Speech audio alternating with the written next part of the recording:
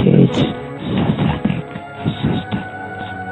Alex Houdini, both of whom can't go into churches without formatting.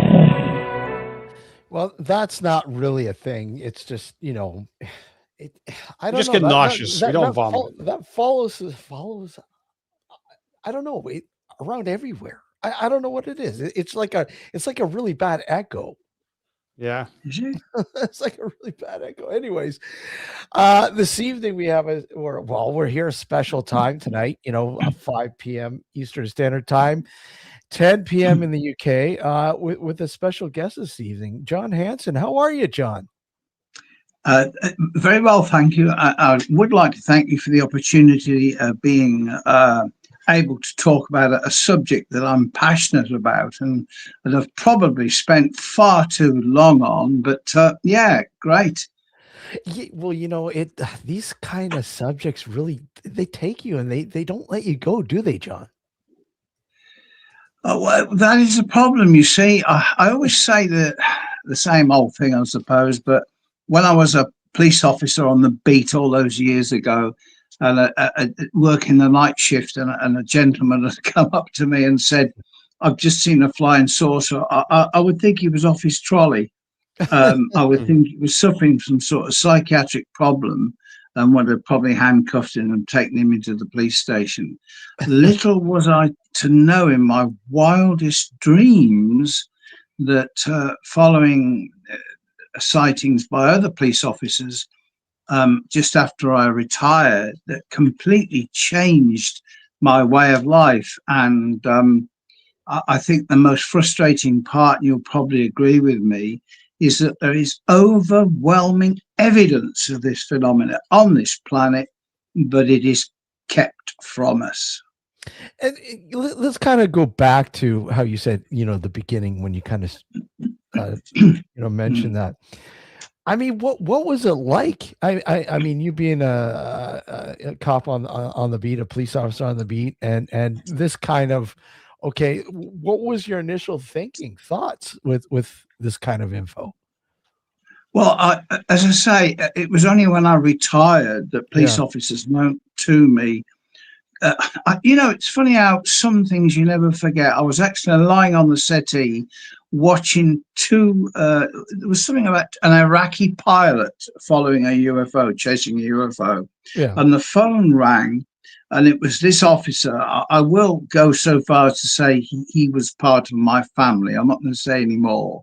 Mm-hmm. Because he himself is, although what he witnessed actually took place because there was 2 police officers that saw it, he would actually cringe if he heard me talking about it now. And that is quite bizarre. But what he saw and what he witnessed, that I thought to myself, my God, they don't exist. And this was a saucer-shaped object hovering over some trees. And there'd been a number of previous phone calls about it over the Birmingham area of West Midlands. And he and the policewoman went to have a look, and the policewoman told me afterwards that she was so frightened about witnessing something that didn't exist. And I thought to myself, well, I accepted, if you like, the evidence that had been given me, but I decided to pursue that and investigate further. And over the course of the next couple of months, I found at least 4 people in and around the UK that had actually seen something similar that particular night. So in my infinite wisdom, I contacted the British Astronomical Association, thinking, well, maybe it was a meteorite, maybe it was this, or maybe it was that. And those I can't swear and call them bloody idiots, can I? But they sent me a card back saying, that we want nothing to do with crackpot investigators, which I thought was an effrontery, it was a cheek, it was rudeness. So you'll probably agree with me that when you get that attitude of people, it only determines you more. It makes you want to react and research and investigate further. And as I say, that was the start of it for me. And over the years, as I say, I've written over 24 books. I've investigated most of the senior incidents or serious incidents that have taken place in the UK, going back to the 50s. And I remember recently, very recently, because as soon as I got the books published, the BBC, the other news broadcast, wanted nothing to do with me. But oddly, I've written 3 books on police and UFOs. And a lady on the BBC said to me, "Well, Mr. Hanson, you only do it to make money," which I thought was offensive, because I have never made any money out of this. In fact, I've run at quite a loss. But you know something? If I could have a choice, I'd do it all over again, because it's like yourself, what you're doing. You're providing a service, so that people can talk to you, they can tell you about what they've experienced. So I'm passionate, as I say, about that and helping people, which is what it boils down to. How do you think, since you've been, reporting and investigating this stuff, how has it changed? How do you think it's changed?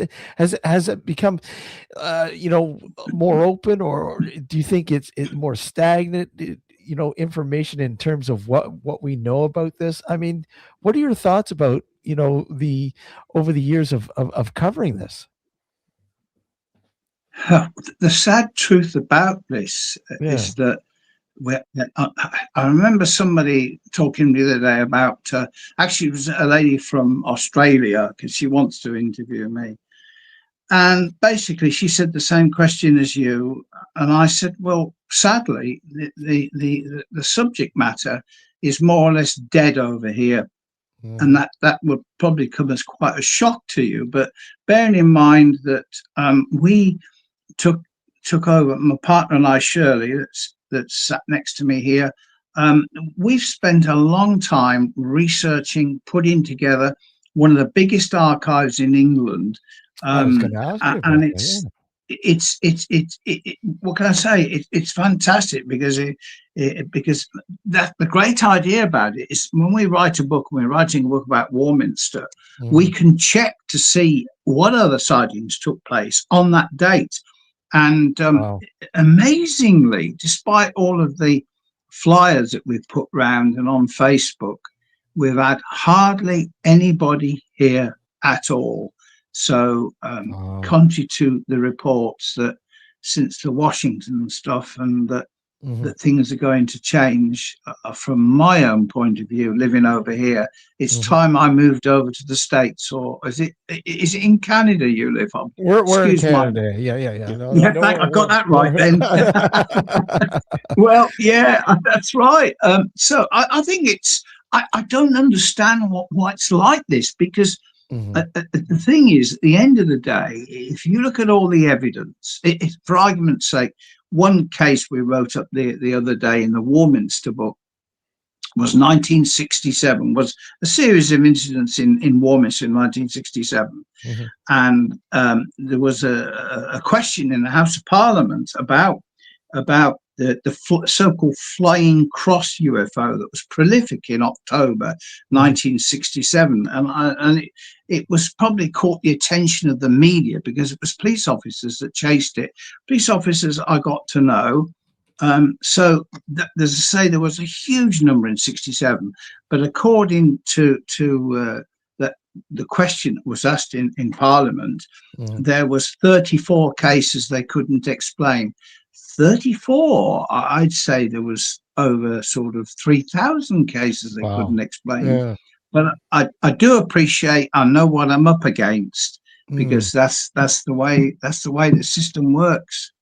Now in terms of a lot of police officers and dealing with these kind of reports and their thoughts, I mean, do you find that a lot of them are finding it very hard to be open until, say, they retire, and then they come out and say, look at, hey, I had this experience, and I couldn't really say anything because I was on the beat or whatever else, and I didn't want them to think I was crazy or whatever. Do you find that a lot of these police officers that do come forward are doing it when they're in this scenario that they're not, with the force anymore, retired or etc.?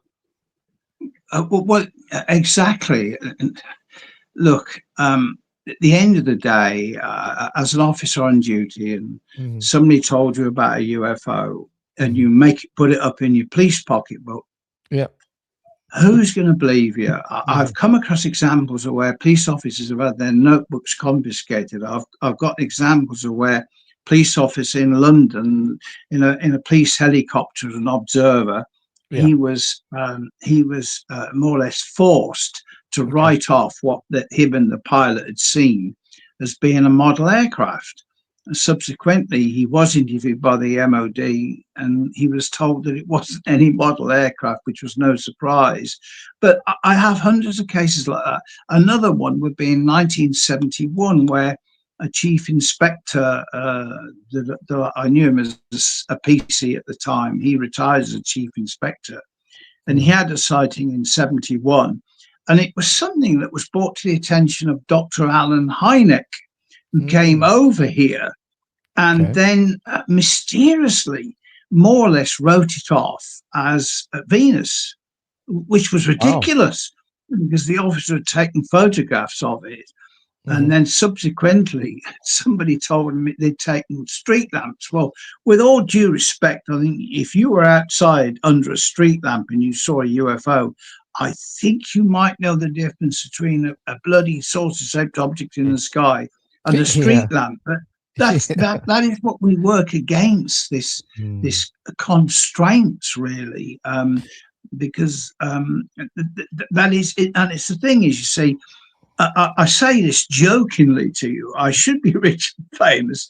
I'm neither, but I wouldn't change what I've done. But I am shocked by the fact that so few people over here will spend so much time in the social media on Facebook looking at rubbish, and some of it is rubbish.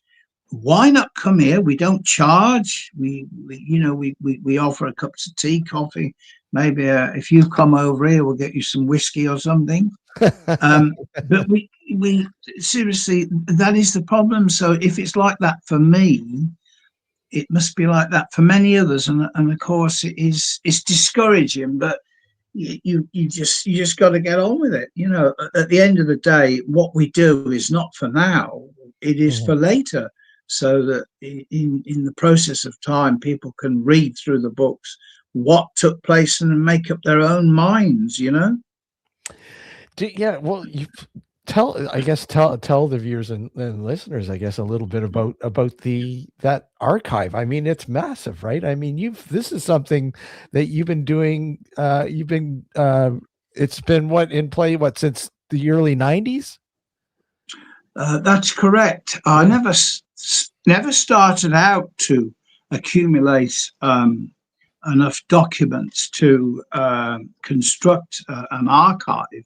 But it's just the way it sort of happened, bizarrely. And we've had many contributions from people to us. And I suppose, for argument's sake, the Isle of Wight, which you probably never heard of, but that's just off.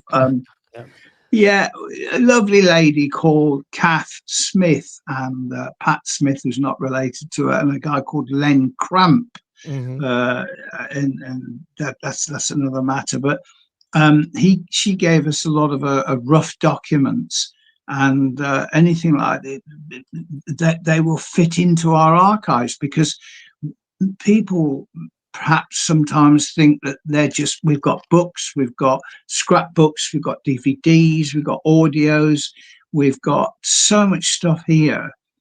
But for me, you're going to laugh. It is family, because this is the endeavors by so many people I've known who are no longer here. And they shouldn't be forgotten. And I'm sure there's probably, I don't know if it's the same over there in Canada, but people's commitments and endeavors to researching and investigating this subject is important. And so that's why Yeah. I mean, I'll just show I know that the BB, can you see that? We can, yes, yes. Yep. Right. That is the Radio Times. Yeah. That is 1977. And it's Patrick Moore. He was asked by the BBC, the Radio Times, to talk about UFOs, and well, you know, he just wrote it all off as Martians and God knows what. Interestingly, the front cover shows what not many people had even known, but that is more or less well, that depicts the Adamski craft of the 50s. Okay. And the bizarre thing about Adamski and his spacecraft is that I have come across so many other sightings of similar objects. So over here over the years. So you know, it's just it continues to be fascinating to me. I think it drives Shirley around the bend because she's never actually seen anything herself, have you, Shirley? No, she hasn't. But she's a great she's a great supporter, and she ensures that the archives are properly maintained, and so that people can. I mean, I've got a huge file in front of me. It's probably about 9 inches thick. It's an A4 arch lever file. That particular file covers 1 month in 1996. Wow. So that gives you an idea of how much stuff. And well, I've got rid of that. And something else, just if you can see this. Oh, lift it up a little bit. Oh yeah, yeah. Oh wow. Can you see the humanoid? Yeah. Well, that was taken in Rendlesham Forest by a guy called David Bryant. Actually, it was his wife, Linda, that took it, but he's an ex-pilot, and he's done some work for the BBC and spent a lot of time, as I have done over the years, in Rendlesham, and took some photographs. And initially, when I went to Rendlesham many years ago, people used to tell me about these things, and I never disagreed with them, but inwardly I thought they must be mistaken. And clearly there are some very strange things that happen around Rendlesham Forest. In fact, enough for me to have written 2 books, huge books, and also got in touch with Colonel Holt, who was the deputy base commander during those years. And again, what we do with those books, we put them on Amazon. But because of printing costs, and they're going up again, the printing costs, the books are up for £60 or £70 each. Wow. And many people have said to me, "You must be making a fortune." We're lucky if we make £1 a book, aren't we, Shirley? And the thing is, it's cost an awful lot to get it typeset. I suppose what I'm saying to people is we've all got dreams and we'd like to write books, but crikey, there is a penalty to pay for it, unfortunately. But we need to get the news out there. We need to get out there, which is what you're doing as well. You're getting out there as well. And you must never give up on it, because many people have it's funny, John, because I mean we've been broadcasting this shows, since 2008, and it's funny since we've brought it to, or simulcasting it here on YouTube. We've had a majority of the listening audience is there in the UK. It's the strangest thing. I mean, not Canada, not the US, but the UK, which is it's cool. I love it, but I mean, wow, it's just wow. But sorry, go on. Yeah. No, go ahead. No, I was just going to say, but what we're going to, at one stage, what we did, because I'm sure this will help others, we advertised. When I say advertised, on Facebook, we've done clips of film on YouTube, TikTok, saying if you wanted a PDF of us, a color PDF, 1,000-page color page on what happened around Rendlesham Forest, you could have 2 PDFs. We'd only charge a few quid. We got one person that asked us for a PDF. We Really? even offered to send, we could either load it up to someone or we could put it on a USB stick, which we bought. I mean, I don't know what the answer is, but a friend of mine, and he's worth getting in touch with, is Phil Mantle from, Phil you know, Mantle? Phil? The name sounds familiar. Phil Mantle. Philip Mantle is a great bloke. He runs Flying Disc up in Pontefract, Yorkshire.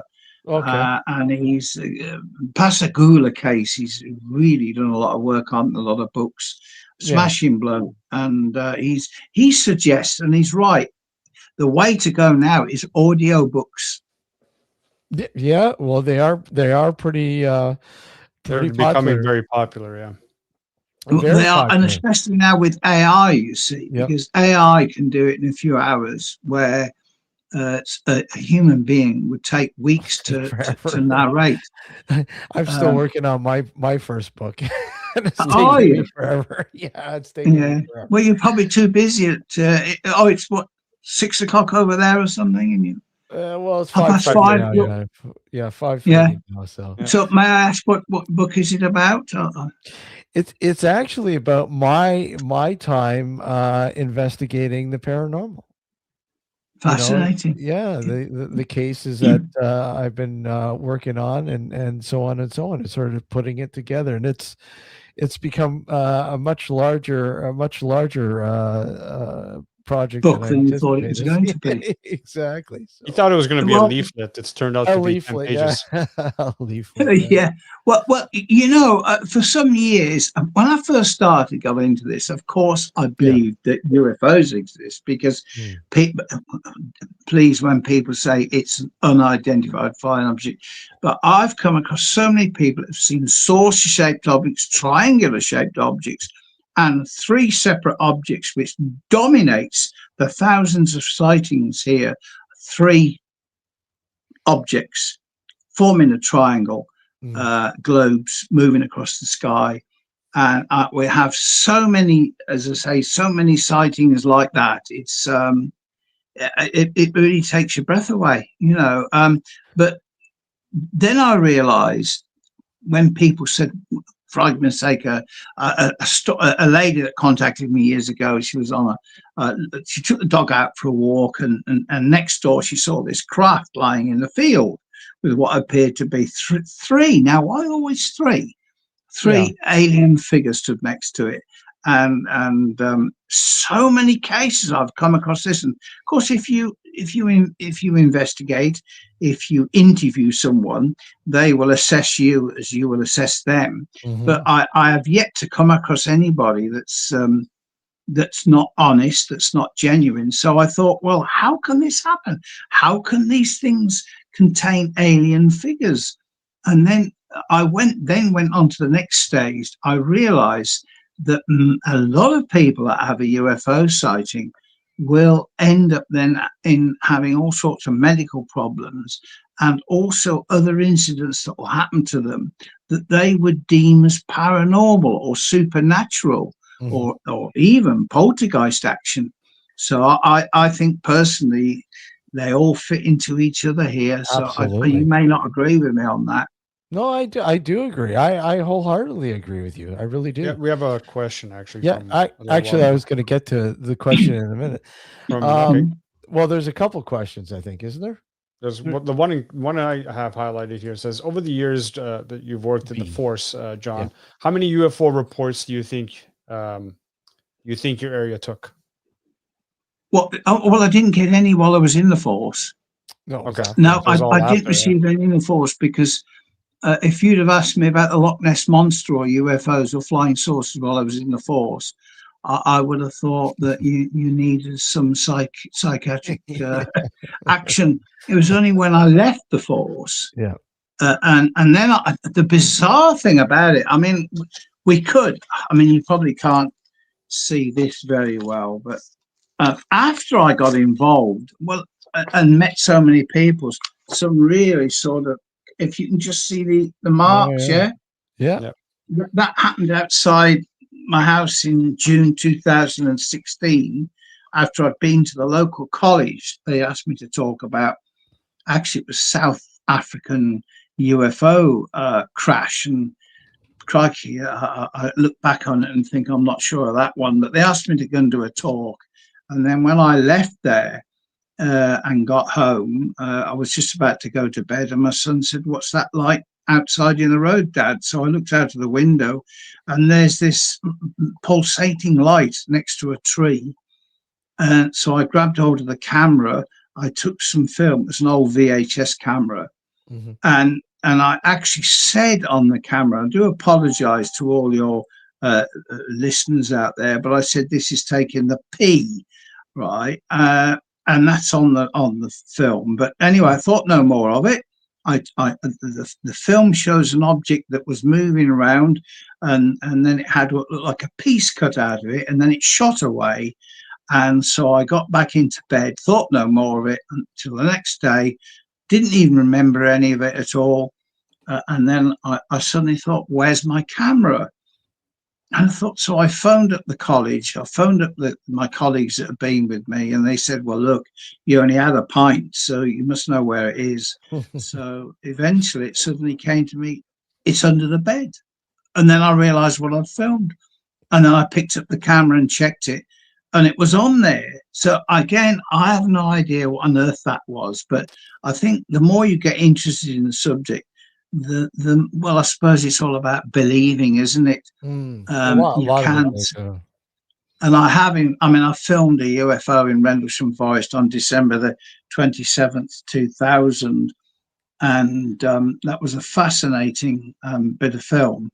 And then I was able to establish it was the same object that was seen over some local nuclear power stations 2 years later, because I went down to see the two persons that had taken it. And they reckoned they'd seen images or what appeared to be humanoid shapes coming down from it. But as I say, all I can do is interview, look at the evidence. Obviously, I form my own conclusion. But our biggest problem, I don't know what it's like in Canada, but our biggest problem here is they take the proverbial mickey out of this in the media all the time.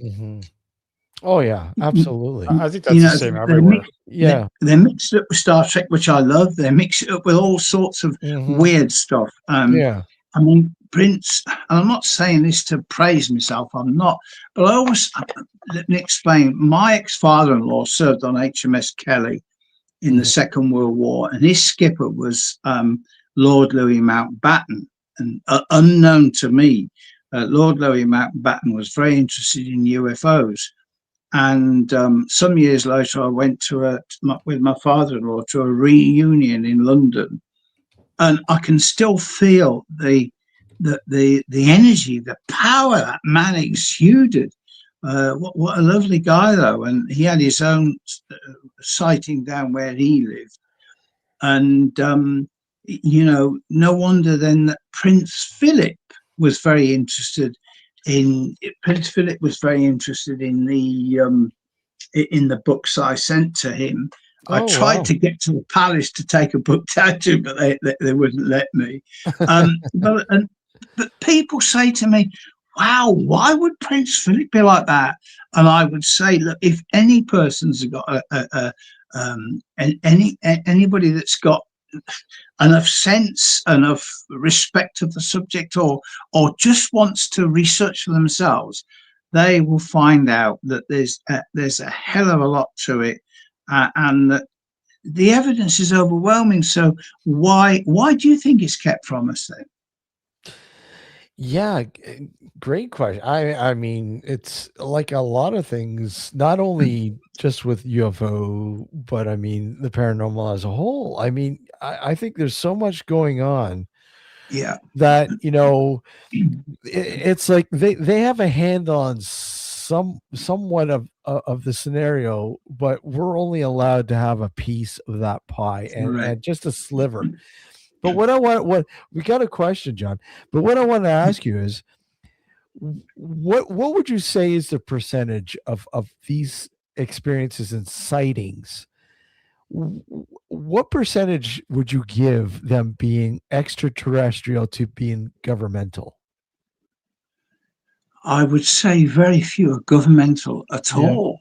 Okay. I wouldn't say they're extraterrestrial, because my own views are that these things, this presence, this phenomena is actually more likely to be indigenous to the planet than and actually exists alongside of us in an invisible domain.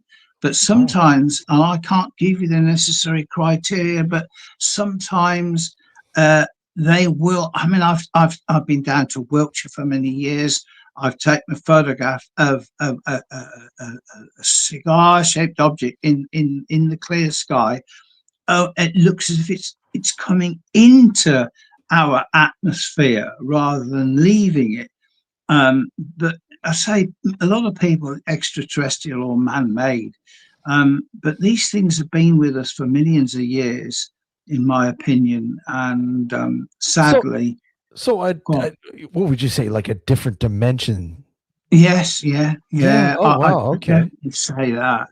I could totally buy into that. Totally. Like I would. Yeah. There's so again, like that kind of leads down to the fact that a lot of this has so much in common. You know, the various different areas of the paranormal, including you know, ufology. Like, I mean, it makes total sense to me that this is something. This has been a presence that's, as you put it, has been with us for such a long time, and that you know, somehow they have this technology that's able to sort of, you know, cross that, and I hate saying veil, but crossing that sort of that realm borderline, or however you want to put it, and interact with us. Well, that's absolutely right. We talked before, you said about how, well, I was thinking, what I actually say is that for me, the whole subject is a bit like a Pandora's box, as we call it over here, is that, and this is where the problem arises, because if you could take the lid back slightly and look inside, your life would be changed. And in a way, that's what's happened with us, and me and many others. But if you were to take the lid off and look inside, you'd wish you'd never done it, because it would change your whole life. And this is where the problem arises, you know, because I think it's far more deeper than we could ever believe. And it is existence of another, if you like, another lifestyle on the planet. Wow. You know, and then you would ask, well, who came first? If that came first before us, well, who's the aliens? Well, that's the thing. I mean, you know, is what we're experiencing, are they in fact, maybe they have something to do with our creation? You should say that. Really odd, because that entered my mind this morning. It really. No, I'm reading your mind, John. You're reading my mind. Yeah, it's an alien. But it would change things. The problem is that governments don't want to. They don't want us to, because our lives would be changed, and that is the problem, isn't it? And then we would lose. The control would be gone. I mean, they wouldn't have the control anymore. Correct. Absolutely. Yeah. You know, it's like any establishment. I mean, if it's like, you know, when you're a kid and, you know, your parents, and I say this all the time, you know, equate it to a lot of subject matter, and, you know, something as simple as like Santa Claus. You know, you believe there's a Santa Claus up until a certain point, when you start to, you know, think, wait a sec, there's no Santa Claus. But it's that sort of control. You know, you better be good, or else Santa's not going to visit. You know, so there's a lot of controversial things. What do you mean, the three wise men? Even the three wise men too. Yeah, this is where it's dangerous ground for us, isn't it? Because you're, but there's got to be I mean, UFOs have played such a prominent part, an important part in our lives going back thousands of Absolutely. years. But Absolutely. something in the 20th century, I often wonder if it was, you know, all those nuclear bombs that were set off, you know, All the just testing. before, well, Yeah. during the Second World War, atomic Yep. bombs. And I think that affected the stability, the change something, Yeah. because spasmodically, I mean, triangular objects and UFOs have been seen going back hundreds of years, but nothing like they did in the I say the late 1940s. To the probably the 1999, and they tailed off. And whether they pick up again in 20 sort of 54 and start off again, which wouldn't surprise me. But if these things didn't exist, gentlemen, yeah, we wouldn't even be talking, would we? Yep, exactly. I mean, it's the world is so wonderful with this in it. I mean, quite literally, it makes, honestly, exactly, if we didn't have this to talk about, I think things would be just so boring. I mean, this makes you wonder, makes you mentally investigate the possibility that this does exist and what could it possibly be, right? Well, that's you know, I'm sorry, I bursted our good friend Steve Will's bubble. He still believes in Santa Claus. I'm sorry, Steve. I'm sorry. Well, yeah. Well, that's the way we were. Not, I don't say programmed. I know that Christmas. Christmas is an exciting part of the year, and also it's a very strenuous part of the year, isn't it, Shirley? It is. That's for sure. But you know, it's like we were saying before. I mean, I don't know if you can see it. Can you see that OVNI? Yes. That was a guy called Omar Fowler from. He's passed away. He was an ex. He was in the Air Force, and he wrote quite a number of these magazines and researched heavily into cases. I'm only showing this, and there's a Rapport magazine. That was to do with close encounters, a group founded by abductees in 1990, which actually spurred me to write a book called Proximity. Yes. Oh wow, that is so cool. Proximity, which deals with, that's an earlier report, with people that have had some close encounters, and some of them have had terrible close encounters, and unfortunately, when the press get involved, they just ridicule the subject. That's these are guys that take, like, literally do the research and provide, like you said, provide a service of information, crucial information that most people, you know, like, honestly, don't bother to take the time with. I mean, that is so cool. I love seeing little publications like that. They're crucial, John. Well, what some people, even now today, I am quite embarrassed to tell people that I know that I'm interested in this subject, because contrary to what a lot of people believe, most people in this country, oh yeah, UFOs exist, but we don't know where they come from, and we've no idea at all. And really, they just take the mickey out of me, don't they, Shirley? Yeah. Which is weird, because there's so much evidence. And you know, I've interviewed senior Air Force pilots, and so many others that that can't believe what they've seen, and on a lot of occasions, their reports disappear. And I will just say, as it's coming into my head now, a guy called Chris Garrard. He's on Facebook. Chris is a great bloke. He used to run the Kent UFO group many years ago with a guy called Jerry.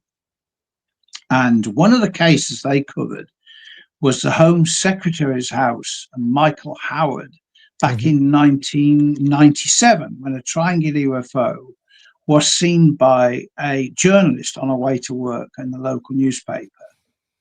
And Chris is a bit like Shirley here, because Shirley is pedantic. She's thorough, and that's what Chris is.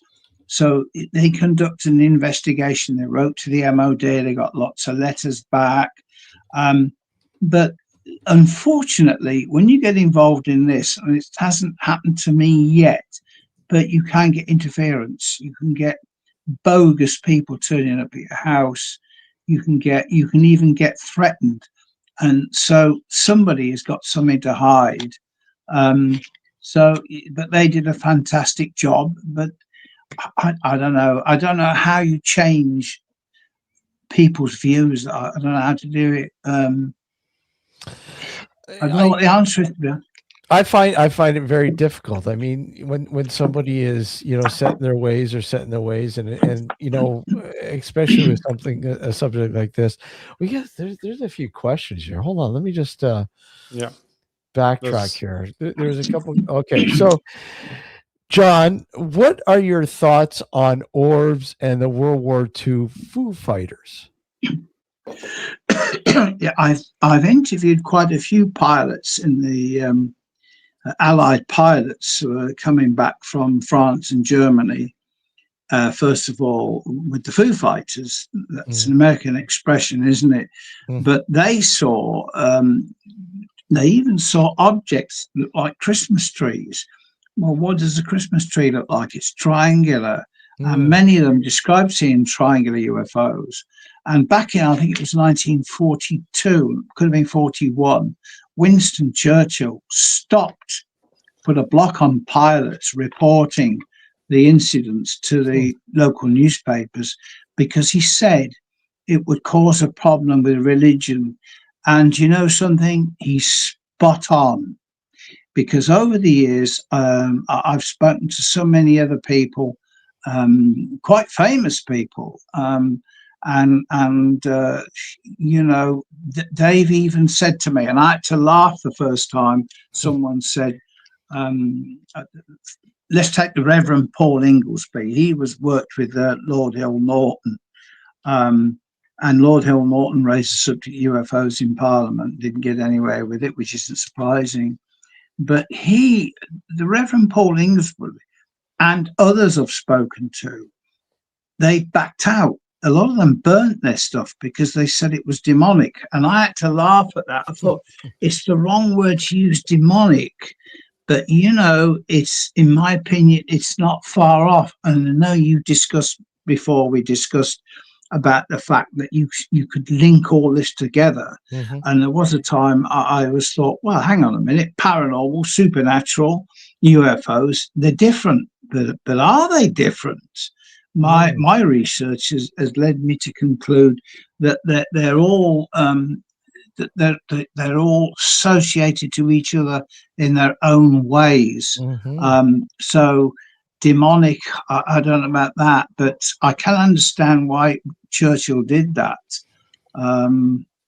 So yeah, but now with orbs, the first time I went to Rendlesham Forest, they told me about orbs that were moving up the tracks. This was back in the late 1990s. I went there then with a smashing lady called Brenda Butler that wrote a book called Sky Crash 1983 with Jenny Randalls and Dot Street about what happened in Rendlesham Forest. And people used to tell me about these orbs moving up the tracks. And I again thought, no way. But I've seen the orbs with my own eye. I've photographed them. I've seen thousands of these orbs But occasionally, as I say again, in the social media, somebody mentions about an orb and takes a photograph of it. I don't know. I don't know what to make of them. But obviously, do you think that orbs can be connected with UFOs? I don't know, because it's funny you should say that. I mean, I had an experience back years ago, and when I was driving home from work, actually, Yeah. early in the morning. It was probably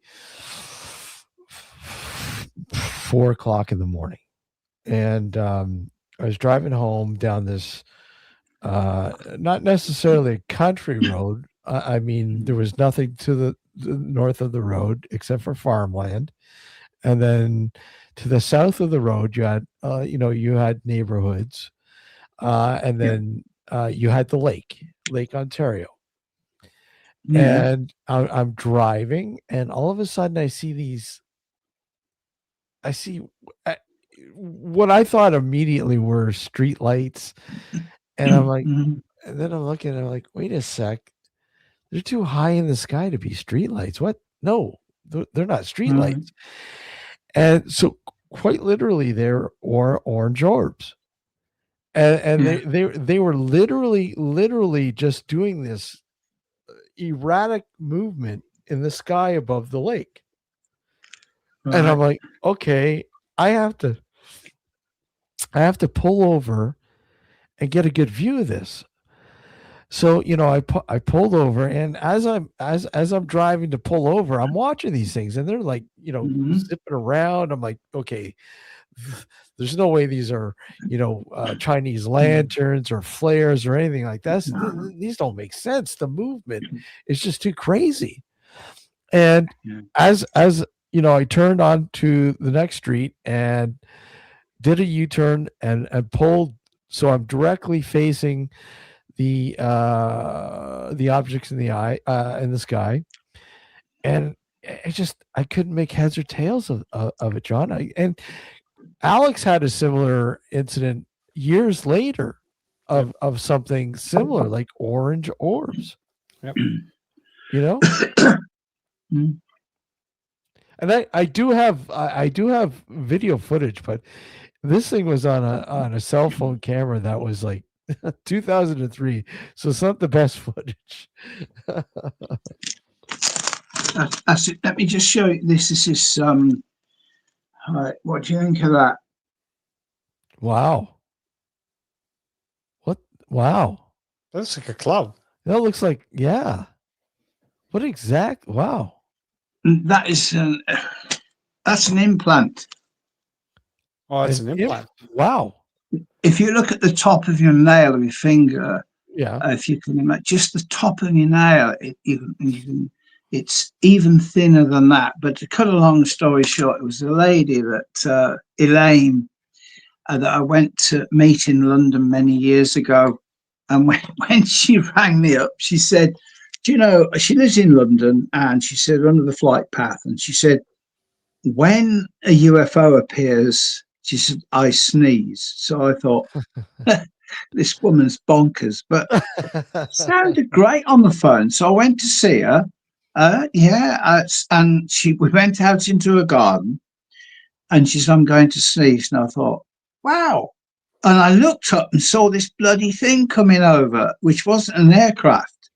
Yeah. And I thought, my God, I took the photograph of it. I thought, how weird was that? But anyway, she has a history of close encounters going back to when she was a child. And back in '96, she felt a pain in her nose, and she felt something come out. She got a tissue, and that was the object. She put it in a little file with some water in for me. I got it analysed by a professor at Manchester University, and he said it was the strangest thing he'd ever seen in his life. It was hydrocarbon in origin, and as I say, she had a lot of interference. She had threats and she's moved away from London now, and she's up in the north of England. But a very genuine lady, and I can't explain that, but I do come across a lot of people that claim they've got implants, and I've even seen quite a few of them. I did contact, was it Dr. Roger Lear in the States? Yep. And what was his mate's name? The UFO guy with the long, looks like something at the OK Corral. Not Travis Walton. Sorry, no, it was, not anyway. Travis Walton. I know what you're talking about. I can't remember what his name. Yeah, but you could see his face. You could see them. Anyway, I sent this off to them, and the response was pretty weak. And then, believe it or not, gentlemen, the one person that did contact me was from Canada. And he was very, very inquisitive about this, but not one other person bothered. So, Sims. Steve says Daryl Sims. Daryl Sims, that's right. I remember Daryl Sims. Oh, it's always reminded of out of the OK Corral, Wyatt Earp. But yeah, it's a fantastic. A fantastic subject to get involved in. Absolutely. I'll just show you this. I mean, we don't sell them on Amazon. We can't afford to sell them on Amazon. That was volume 1 of the first police book. And again, people think I'm trying to make money. We haven't made a penny. But yeah, it's all police officers' reports. And I had a real job to get as a member of the National Association of Retired Police Officers. I've been trying to get my books in their magazines for the last 3 years. Once again, you're looking at an organization that thinks UFOs, crazy stuff, but now they've got their own website with books. So today we paid for the privilege of hopefully putting the books on there. I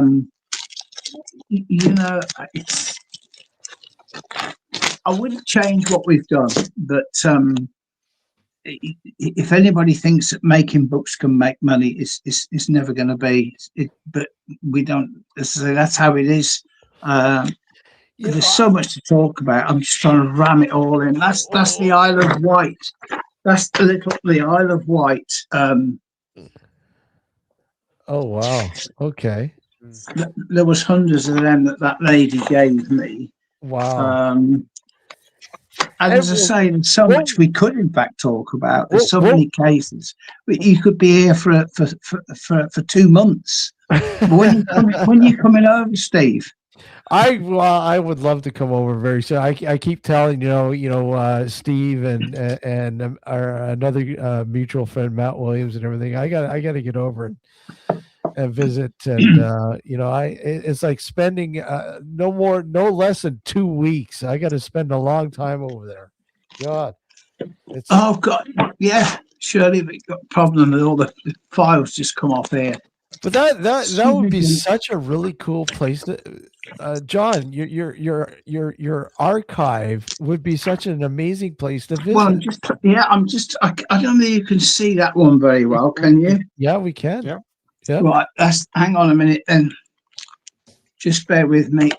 I'm trying to get another one here. We have thousands of these, and these are original statements. Right.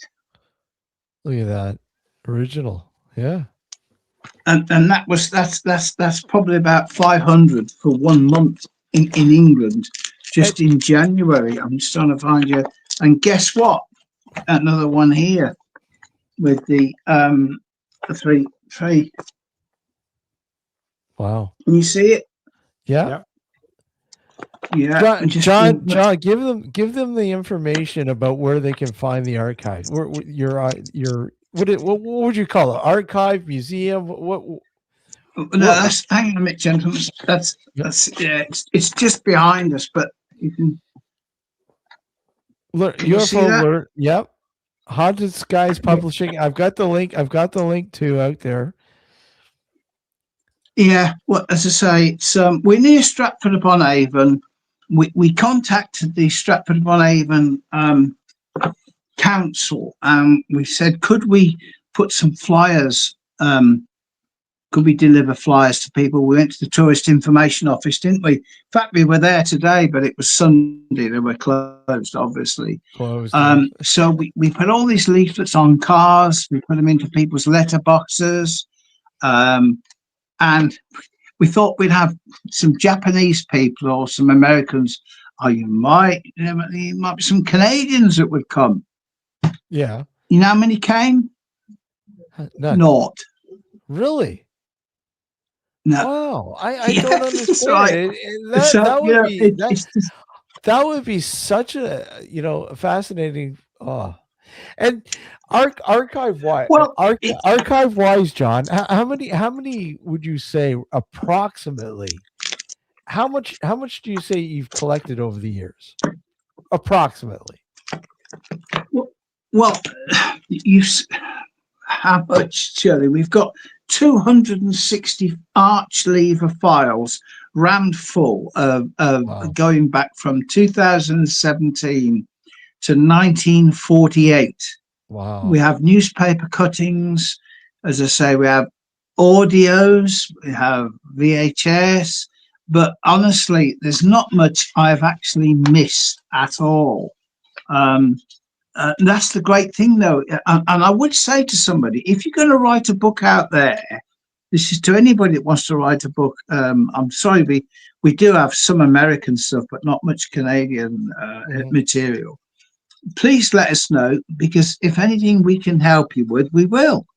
You know, for argument's sake, if you said to me what happened on the 6th of May, 1992, we would check and we'd be able to say, well, that's interesting, because on the 7th of May, such and such a thing was seen over here.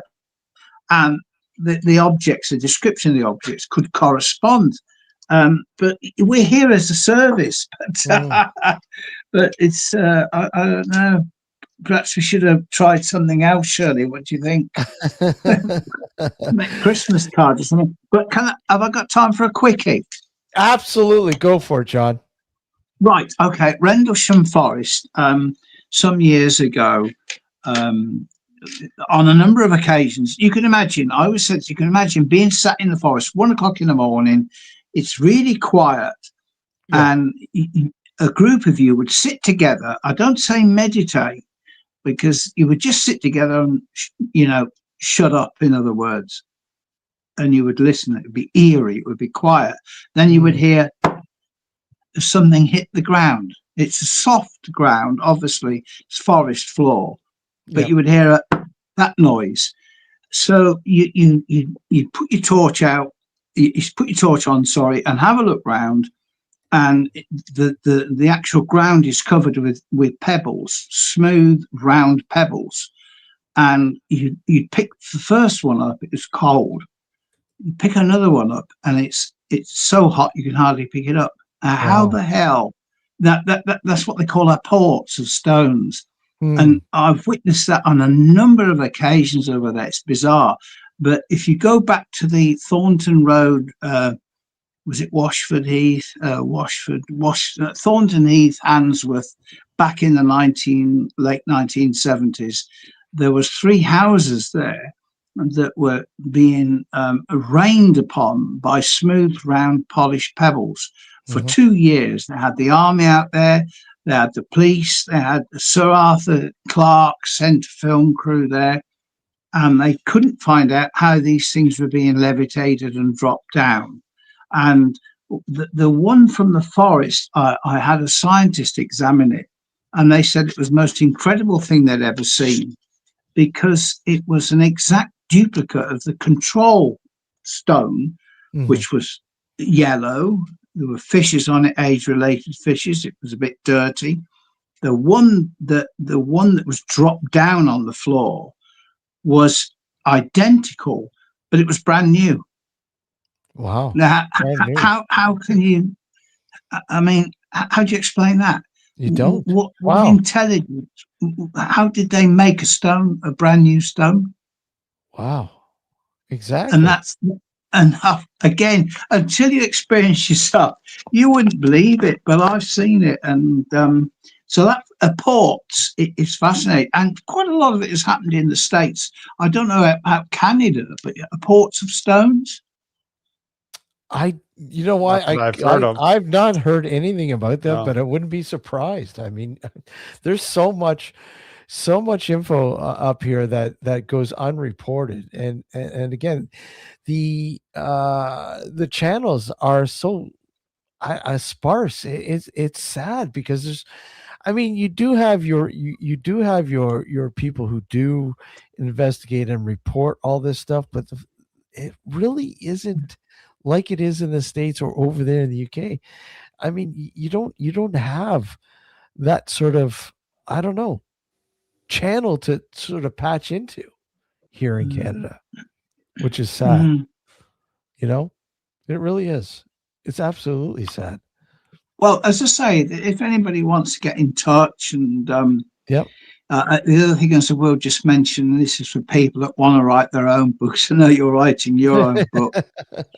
We did a book called Wiltshire. It spent 20 years in Wiltshire writing this bloody book up about anything and everything happening down there. Some amazing stuff. And bearing in mind, none of the newspapers here will touch me. That all stopped. As soon as I started writing a book, that stopped. So anyway, that was so expensive to buy on Amazon. It's still, I'm not sure if it's on Amazon still, Shirley, but it's so expensive. And again, people have had to criticize me for asking so much money, but it's ridiculous because it's nothing to do with us. It's a printing process. But the worst of it is we recently published a book called The Magic of Wiltshire, which we cherry picked. The best cases, if you like. And in order for us to get the book at the right price, we have to invest in a few £100. And then what happens when we get the book at the right price, we put it on eBay, people will buy it. And then what happens is, but if you go to see somebody, a book dealer that sells books, and it's happened to us, Shirley, a few times, they will say, yes, we want 35% discount. So you will give them the 35% discount, and then they will put it up for double what we're asking. Of course. So we make it. So I don't know how you get around any of this unless you're a millionaire and you can invest accordingly. But so whatever books you write about, I suggest something else about UFOs. John, we would love to have you back on the show. No, it would be a pleasure, honestly. I'll try and get Shirley to make us all a cup of tea. Absolutely. You know what? We would love to have you back on because there's so much to talk about. So much to talk about. There's tons. Whatever suits you. Honestly, it's a pleasure and an honor anyway. And if I can, we've got so many. If you perhaps ask me to talk about close encounters, we got some amazing stuff. And absolutely, so, John, it's great. That would be great. You know what? I want to thank you. It's been an honor to have you on. Yeah, thank you. Thank you. And keep up the fight. You're doing a great job. I would love to see the archives. Steve has talked about it so much, and Matt, and it sounds wonderful. It's just amazing that you've dedicated so much time and effort and everything else to such an amazing. I don't know how I really don't know how it happened, but it's here, and it's family. It's the same with. I mean, ultimately, we never really met, but you are part of the same family, aren't you? Because you're a believer. I believe. I do. Believe. Exactly. I do believe. Or is it?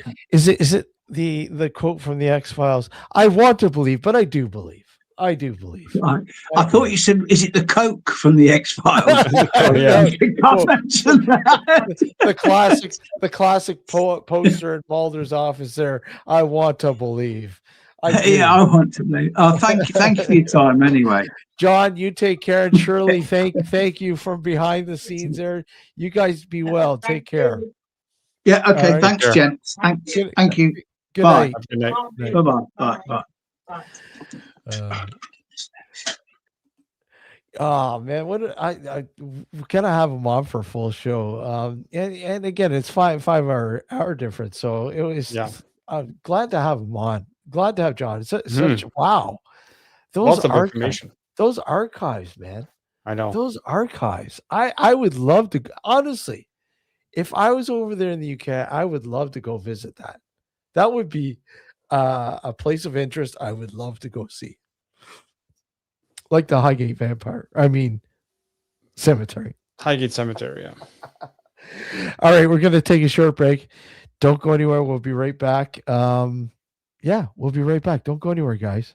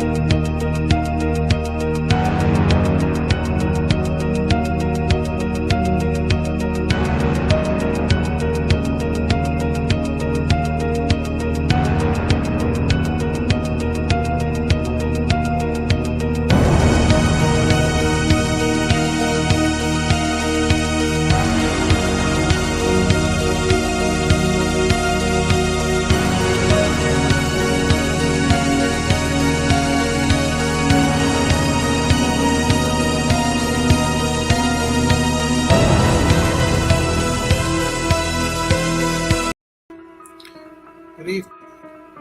I'm Richard Palmisano, the founder of the Searcher Group. It's a paranormal company, the oldest in Canada. I founded it in 1979, which not only makes me old, but makes me doing paranormal research and field work for just under 45 years now. I am also an author, researcher, and lecturer on the paranormal. I've written 6 books now. And I really enjoy coming on with Steve and Alex on Nocturnal Frequency Radio, as well as listening to the shows, because there's a lot of interesting guests there. I like it, looking at this stuff, because it opens your mind to other options and other alternative thoughts. There's always time to learn new things. So I hope you join us and come and see Nocturnal Frequency Radio. Thank you. So let me ask you, what makes for good radio? My 5 favorite songs all day long. Play it again. No. As many commercials as physically possible. What? No, why would that be good? Great music, great talk shows, no commercials. Precisely. New Visions Radio gives you no commercials, no nonsense, just the best new music and the best talk all day long, 24/7, 365. NewVisions.radio.com. Hey guys, Kristen here, host of the Paranormal Girl podcast, a bingeable exploration and deep dive education about the paranormal for the skeptical believer. Some of my past season topics have included shadow people, Mandela effect, demons, and UFOs. Currently, I am tackling Bigfoot. I have been sharing this journey with my audience since early 2021, and I have learned a lot these last few years. It's truly a mysterious world out there beyond our perceptions, and reality is just not what it seems. I have also, since the start, met some awesome folks like Alex and Steve, and I've really enjoyed watching and learning from them and also joining them on their show. Their guests are always outstanding, their listeners are just the coolest, and these hosts are some of my favorite people. I recommend their show to anyone looking for an intelligent and fun conversation about the paranormal amongst friends. So join me on my investigation, join Steve and Alex on theirs, and enjoy. Now back to the show. You are watching Nocturnal Frequency Radio.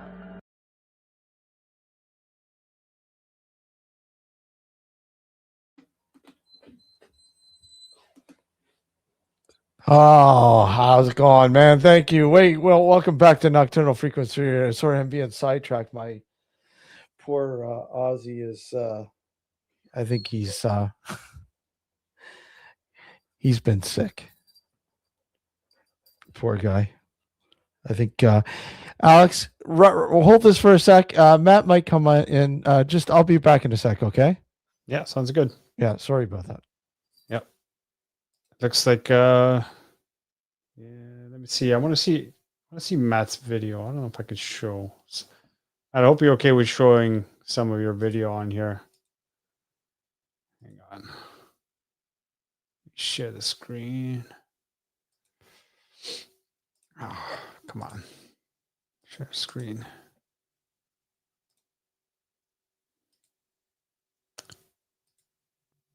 Nope, wrong one. There we go.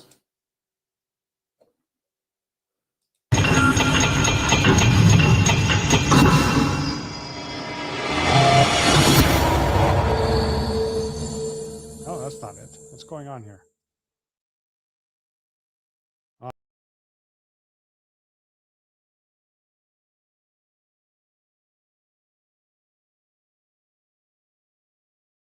Okay, we're down near Stratford-on-Avon, and we're going to look at the archives of the UFO files of John Hanson of the Haunted Skies. Hang on. Something's not working for me here. I'm messing this up big time. There we go. Alex. I was trying to share your video, the one you posted, the link you posted, and I don't know what the fuck I did. Didn't work. No, it didn't. I messed that up big time. Anyway, what's going on? I'm all good. Yes. Was Steve there just a second ago? He was. His dog has been feeling under the weather lately today. Oh, right. He's taking care of that. He heard I was coming and he ran. That's it. He just said, you know what? I gotta get out of here. If that guy's on here, I'm out of here. Yeah, exactly. I'm kidding. Exactly. So what's cooking, man? What's new? Well, I was listening to the show whilst I was driving back from somewhere, so I was only able to put a few comments in whilst I was driving. But yeah, very interesting stuff. And John certainly is a very knowledgeable gentleman. Yeah, and he's written all those books. It's a crazy amount of books. You know, you can only the archive too. Yeah. You know, you can take your hat off to somebody who can write 24 books, and they're not little pamphlet sized things. They're actually quite thick. Yeah. know. And you know what? I mean, I've attempted to write a book. It's fucking difficult. Yeah. It's some people, like, it comes naturally to them, but man, it's fucking hard. I'm just trying to finish this. Hey, whatever, man. Consummate professional. Don't worry about it. Come on, you know, you've been on this show before. You know how it is. Yeah. I kind of something John said resonated with me about the UK, and I think he's right, because the authorities in the UK, when they sense that something is like a movement or that people are it's gaining traction, they often play it down in the news. And what he said was, they would say that there was only a couple of sightings, in this month, when there's probably hundreds.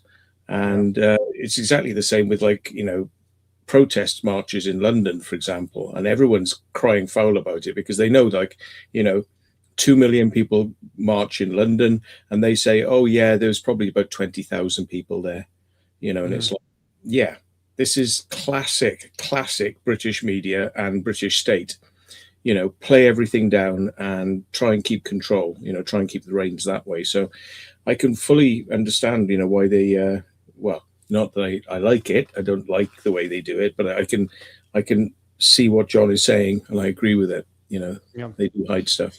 Yeah. But back to what John was saying about like the amount of I don't know if he was referring to the amount of sightings lately that have dropped off in the UK, or is it just the reporting part that dropped off in the UK? Well, it may be the reporting. I mean, there aren't so many official UFO groups now that can take the reports. The British UFO Research Association has kind of slowed down, and they were one of the main places to put your report through to. Certainly, we could probably ask the question of what do the MOD have, and what are they saying is going on? Right. How many reports are they getting? But I think people are kind of wise to the fact that the governments haven't been telling us the truth on this, and I suppose that might lead to a malaise, amongst people not wanting to report it to the authorities because they know that it's not going to get them anywhere. It might actually, not help them. They may get aggro from it, and that's not a good way to think. I believe that, there should be somewhere that you can report this stuff, but, to the authorities, maybe not. UFO It's probably groups, gone perhaps. Underground. It's probably gone underground. Like, you remember the days of the message boards, right? So I have a feeling, and this is just speculation, pure speculation on my part, but when people don't trust the mainstream to report to, they find other ways to do it, even if it's just amongst themselves, right? So I suspect that there might be some form of I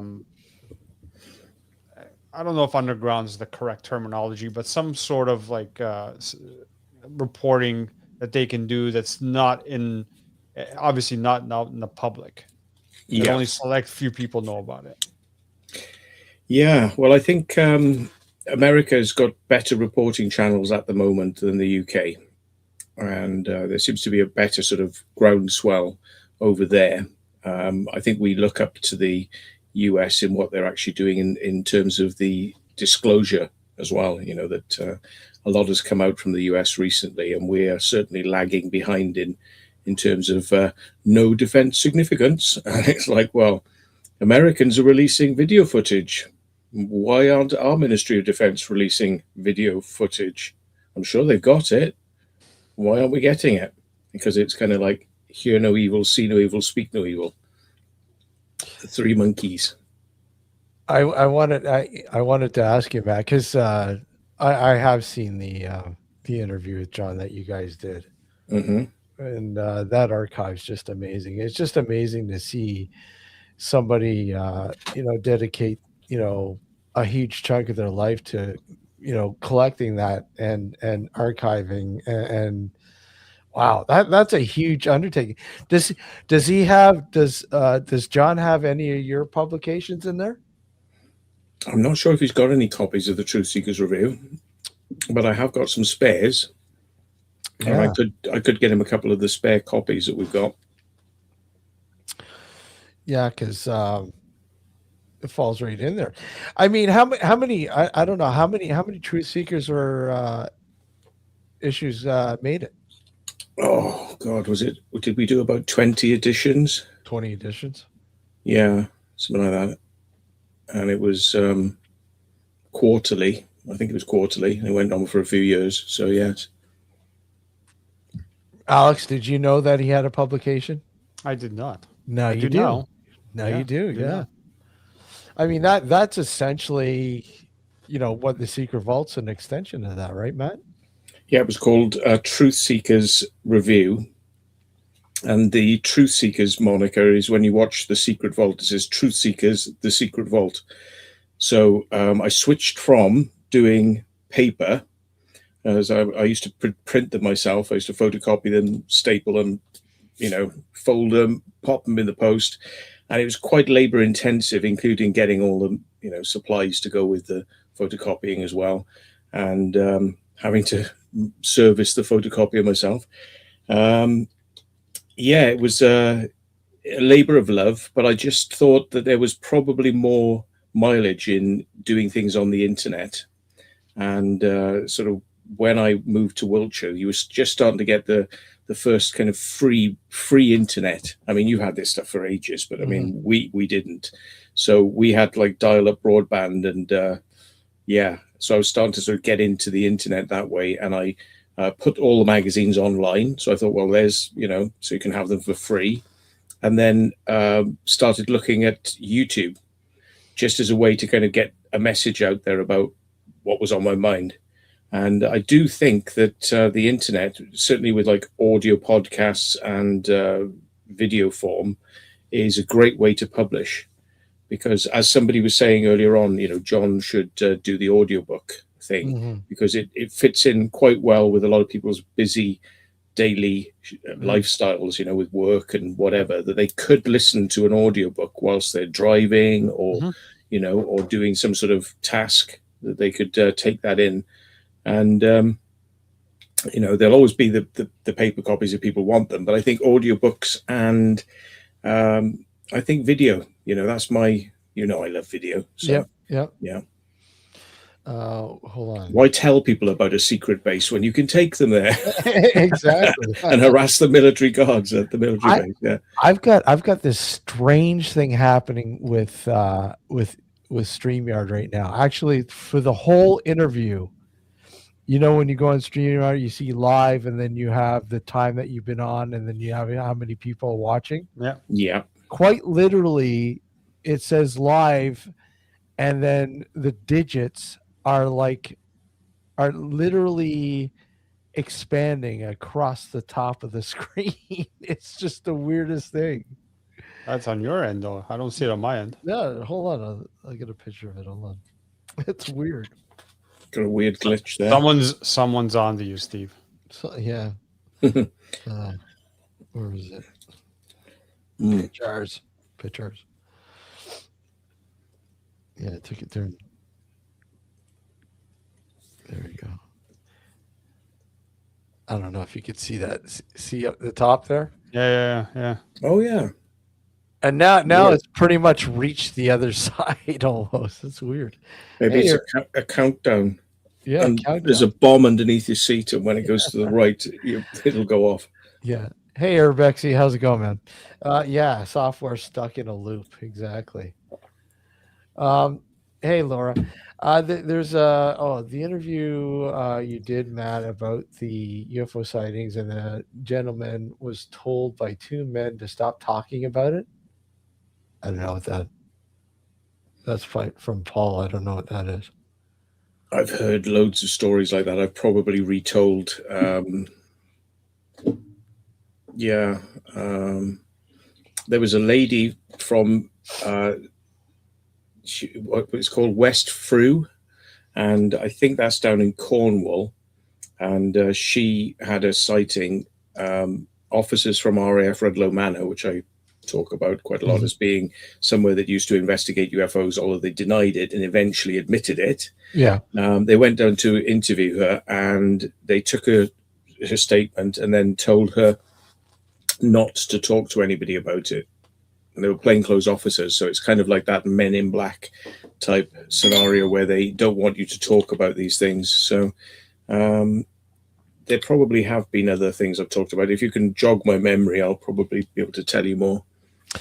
And Stevens, Matthew, you had a video channel on the net before YouTube, if I remember, and I think you did mention that before. I think you said something about some sort of thing that you had going before YouTube.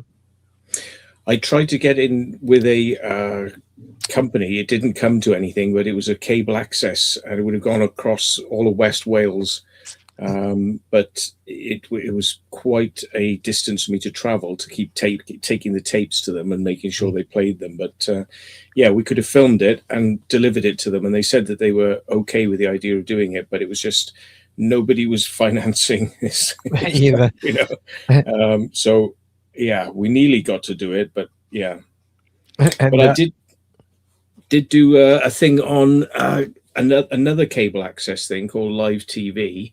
But I mean, they had money behind them, so they actually put together a presenter, and he would go around locations interviewing me, interviewing witnesses and things like that. So that was called the Y-Files, and it is out there. Yeah, it is. Yeah. Before the Y-Files that's now on YouTube. Okay, so it's not the same thing. Not the hecklefish, not the little floating hecklefish in the tank. It was called the Y-Files, so we had the name the Y-Files prior to AJ, who's now got it.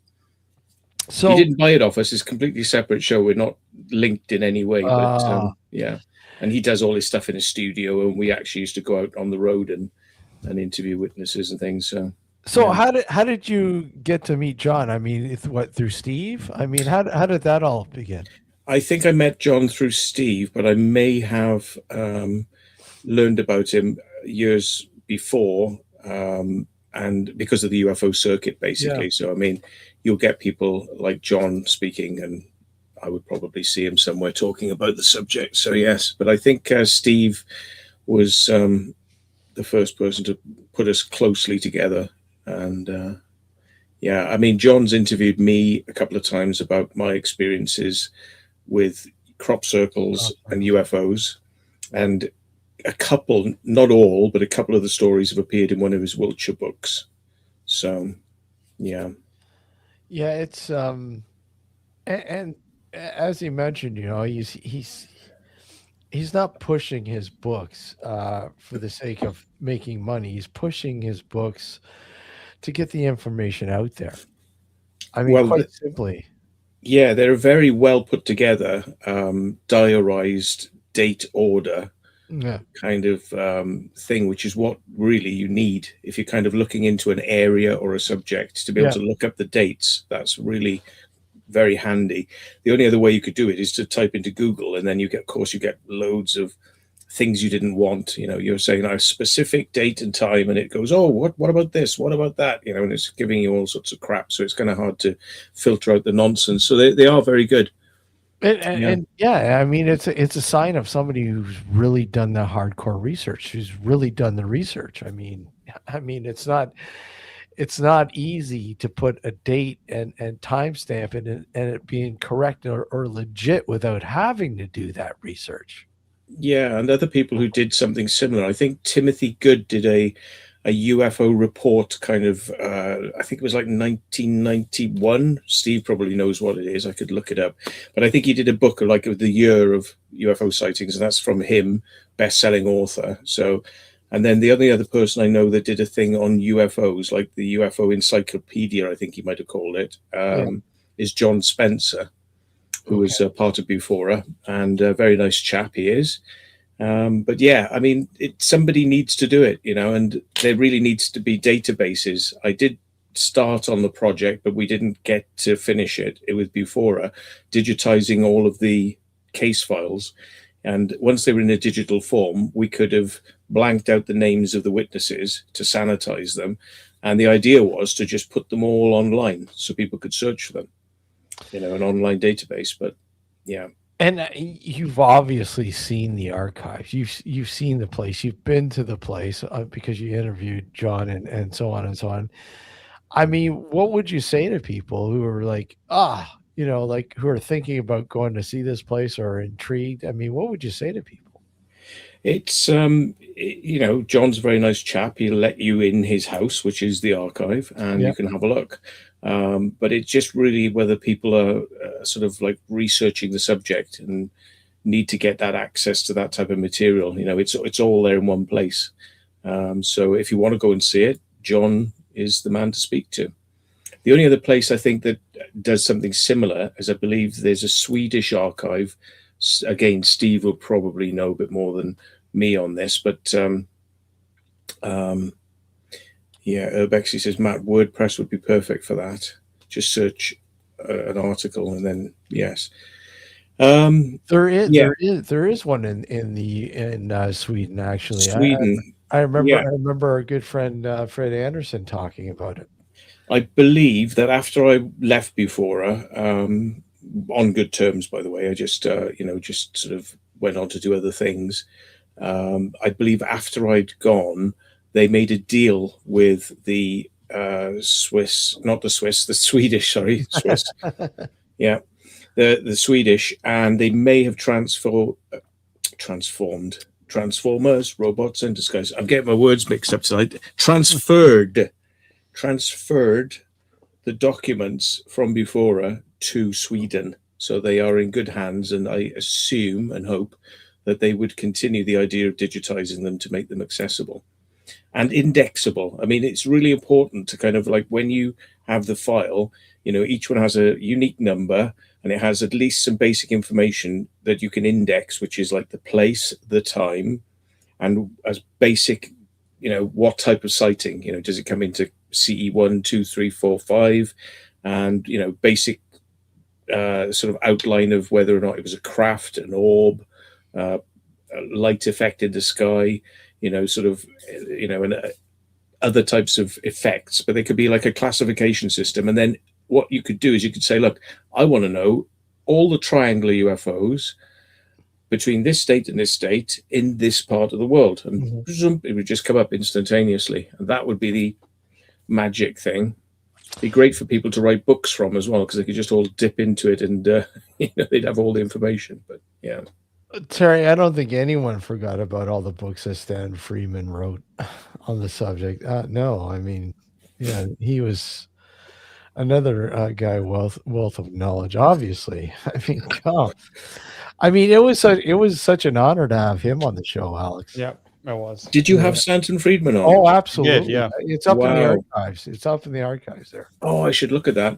I mean, I went to see him in Bath, and afterwards I realized he was looking for a taxi, and I said, I could give you a lift over to your hotel if you want. So I gave him a lift over to his hotel and chatted to him whilst he was in the car. But I'd just been to see him on stage, and there he is sitting in my car. I'm sure he thought, this car's dirty. What a super nice guy. Here, I'll put the link. Yeah. I'll put the link in chat there for people who want to check it out.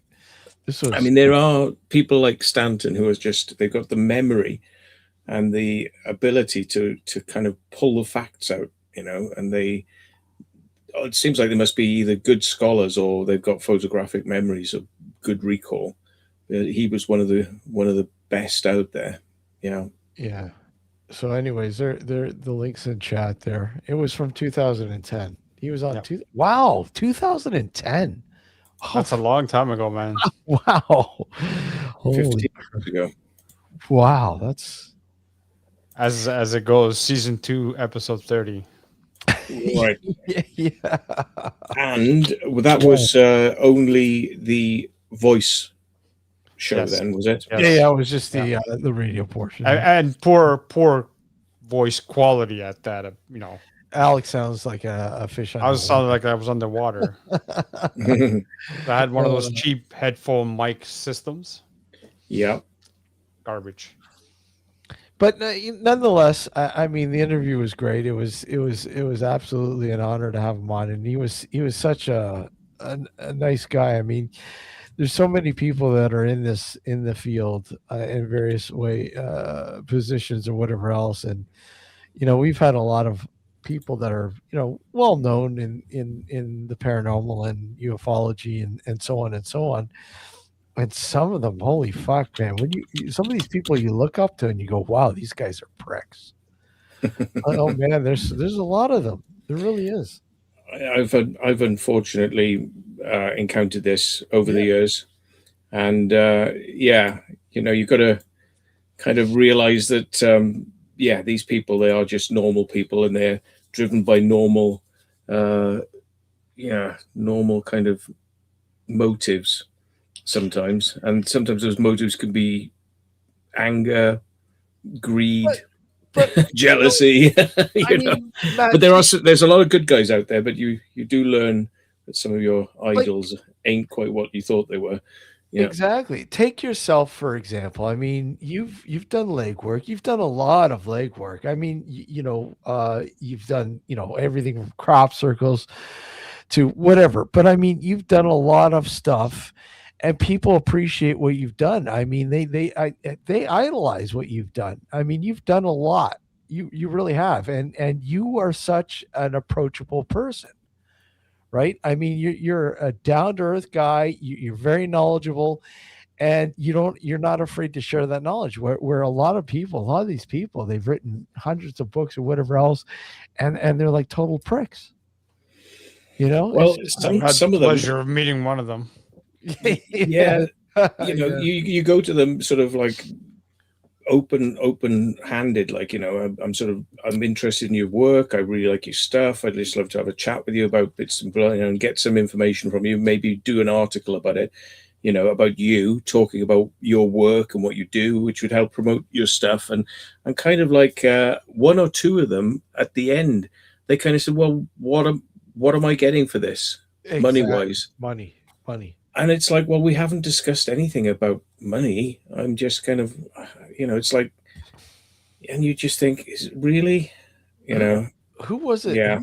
Who was it, Alex, that we were going to have on? It was some, who was it again? I can't remember. That vampire chick. Vampire chick. Which one?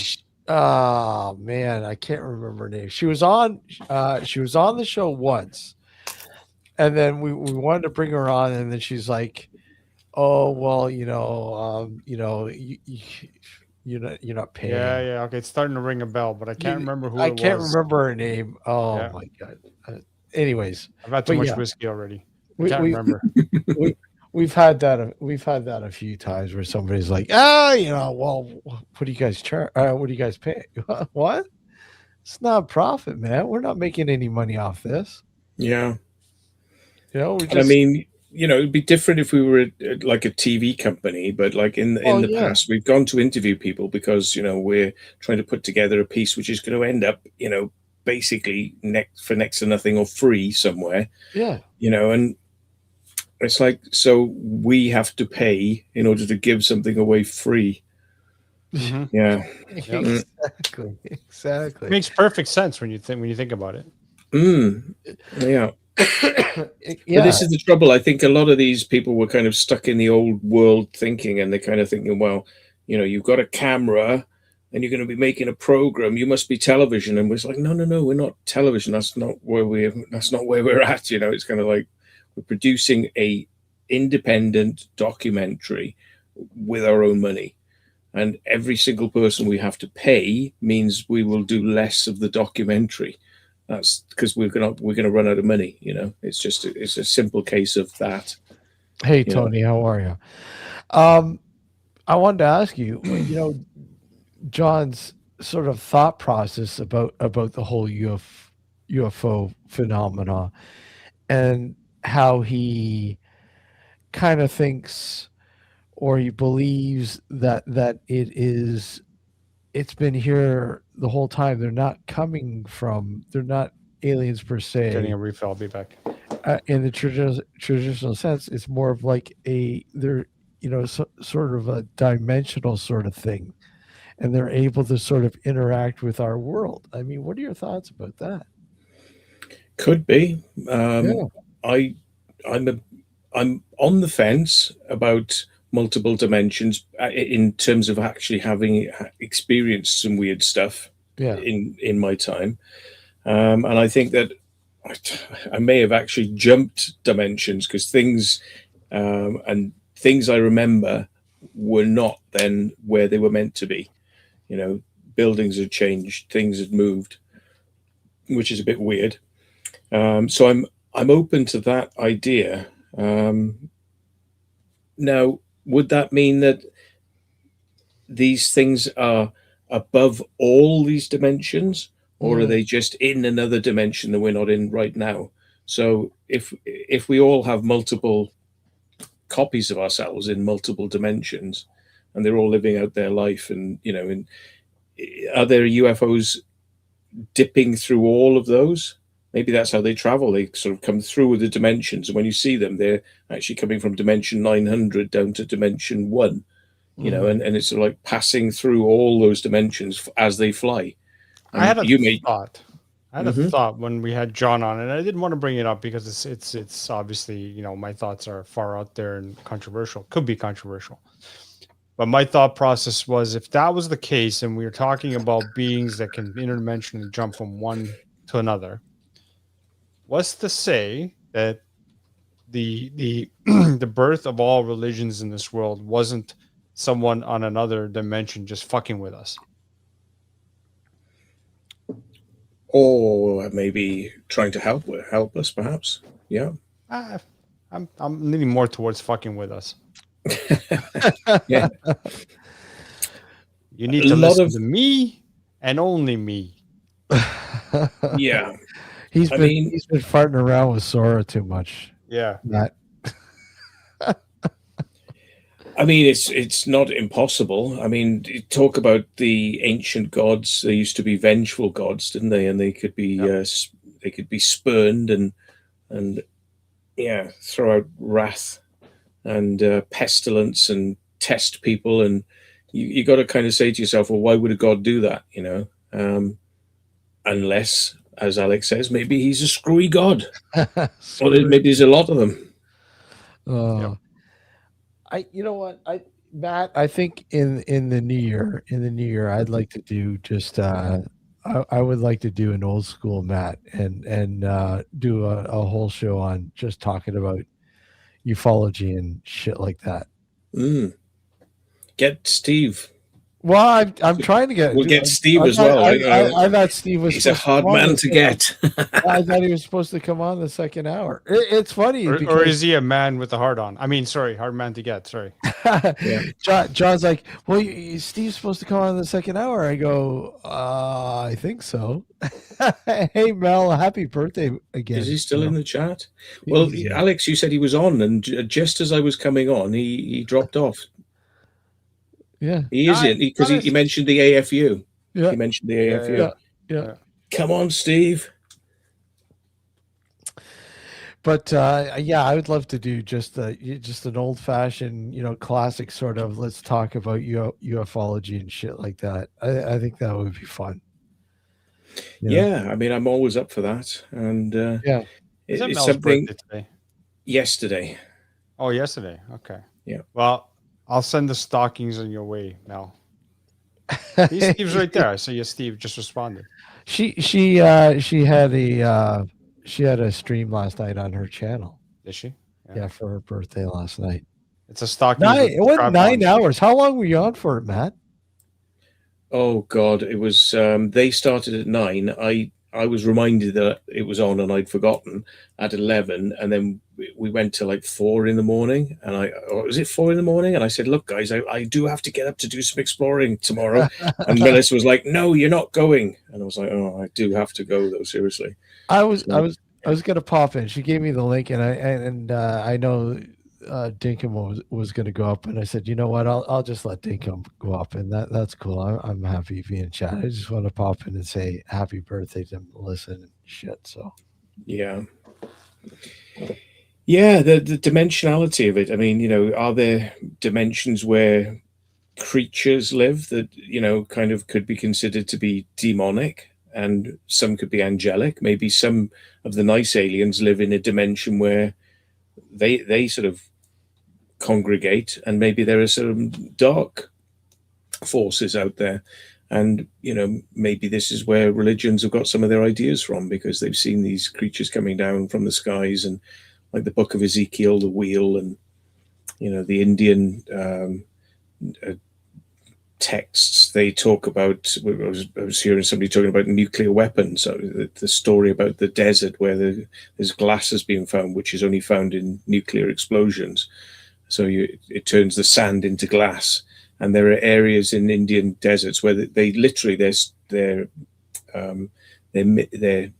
well, I wouldn't say the mythology, but their stories in their religious texts say that the gods fought wars with weapons that were blinding light, and right where they said they did it, you got the evidence of it in the desert.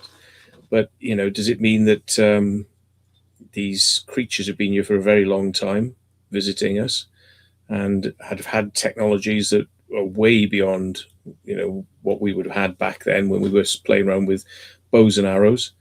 And if they do live on these extra dimensions, how do we contact them? They've got the upper hand. They decide when to communicate. But is there a way that we can communicate with them? Is that what prayer is? I don't know. Just an update. I mean, look where it is now. Yeah, you are going to die soon, Steve. Oh, man. Any second. Have you checked for that bomb under the seat? Oh. No, he likes to shock up his ass. I mean, yeah. Oh. The spring. Let's see here. It's going. So she was drunk. So Mel was drunk. I'm drunk now. Oh yeah. And Mel was drunk for the first few hours, and then sobered up by the time the stream ended. That's a long. I don't know if I'd be able to do that long of a stream, man. Yeah, but you're not drunk like she was drunk. I mean, you're like just buzzed. And I'm she buzzed, was like, yeah.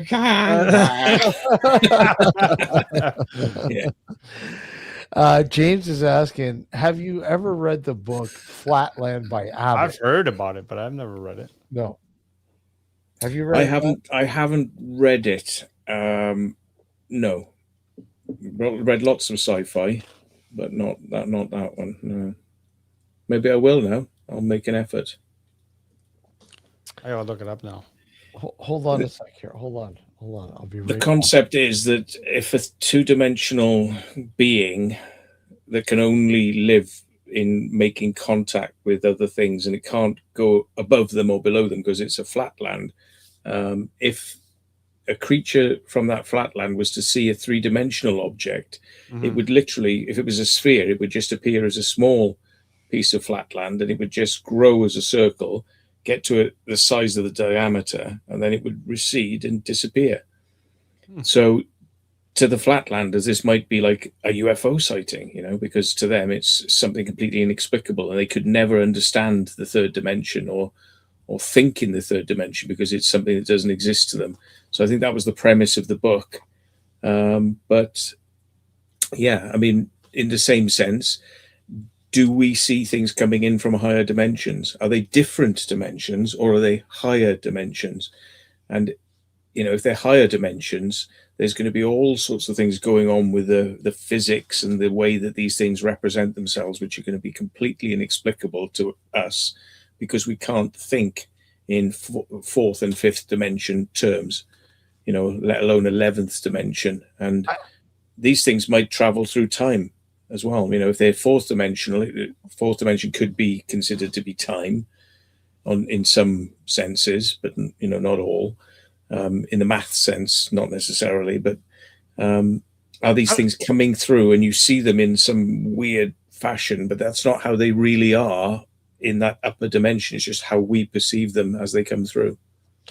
And I mean, trying to explain, say, the fourth dimension to people is like literally impossible, because I mean, our brains really can't conceive the fourth dimension, can it?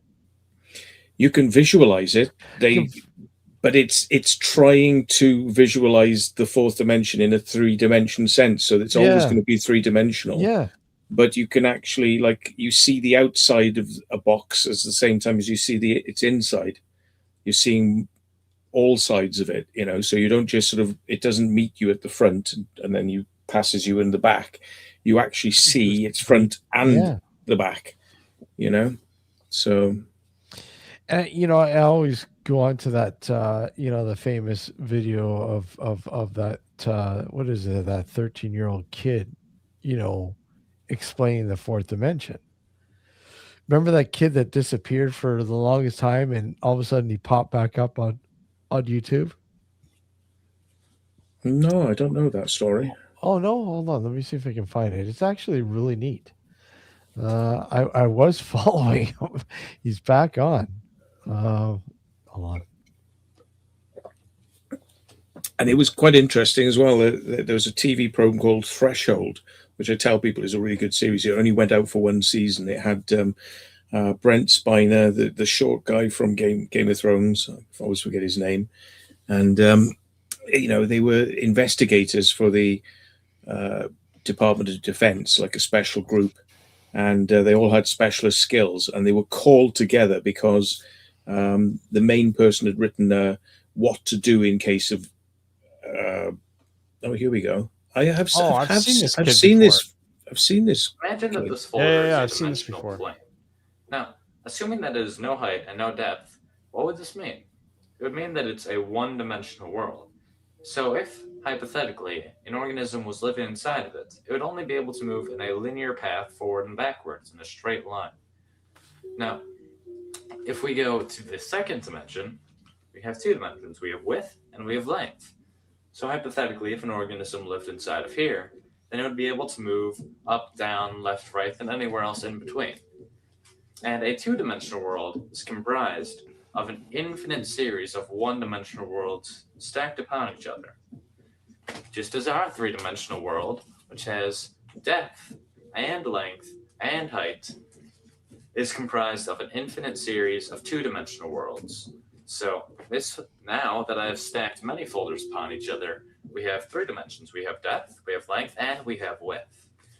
Now what happens if you keep in perfect equilibrium so that it was growing at the same speed that it was shrinking as you move it farther away?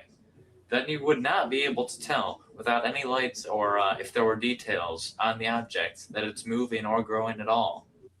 You may have assumed that since we perceive things to be in 2 dimensions, that a 2-dimensional organism would see in 1 dimension.